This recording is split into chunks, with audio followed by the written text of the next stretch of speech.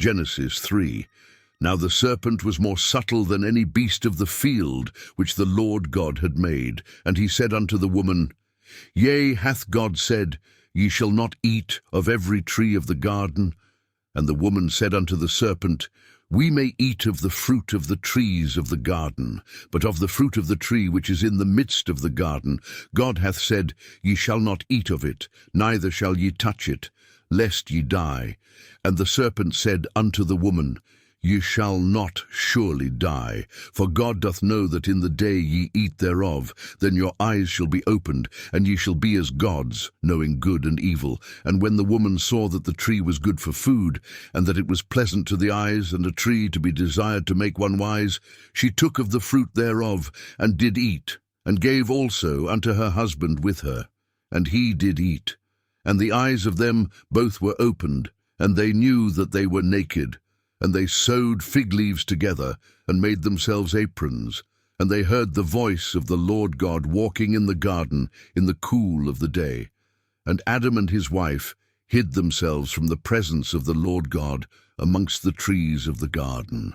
And the Lord God called unto Adam, and said unto him, Where art thou? And he said, I heard thy voice in the garden, and I was afraid, because I was naked, and I hid myself. And he said, Who told thee that thou wast naked?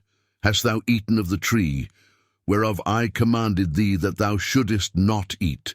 And the man said, The woman whom thou gavest to be with me, she gave me of the tree, and I did eat.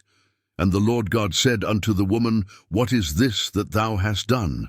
And the woman said, The serpent beguiled me, and I did eat. And the Lord God said unto the serpent, Because thou hast done this, thou art cursed above all cattle, and above every beast of the field.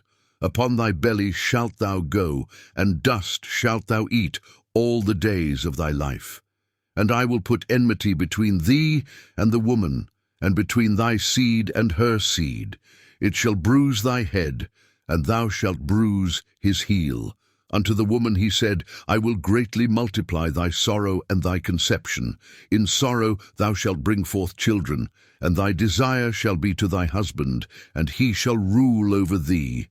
And unto Adam he said, Because thou hast hearkened unto the voice of thy wife, and hast eaten of the tree of which I commanded thee, saying, Thou shalt not eat of it, cursed is the ground for thy sake. In sorrow shalt thou eat of it all the days of thy life. Thorns also and thistles shall it bring forth to thee, and thou shalt eat the herb of the field. In the sweat of thy face shalt thou eat bread, till thou return unto the ground. For out of it wast thou taken, for dust thou art, and unto dust shalt thou return. And Adam called his wife's name Eve, because she was the mother of all living. Unto Adam also and to his wife did the Lord God make coats of skins, and clothed them. And the Lord God said, Behold, the man is become as one of us, to know good and evil. And now lest he put forth his hand, and take also of the tree of life, and eat, and live forever. Therefore the Lord God sent him forth from the Garden of Eden to till the ground from whence he was taken. So he drove out the man, and he placed at the east of the Garden of Eden cherubims, and a flaming sword, which turned every way, to keep the way of the tree of life.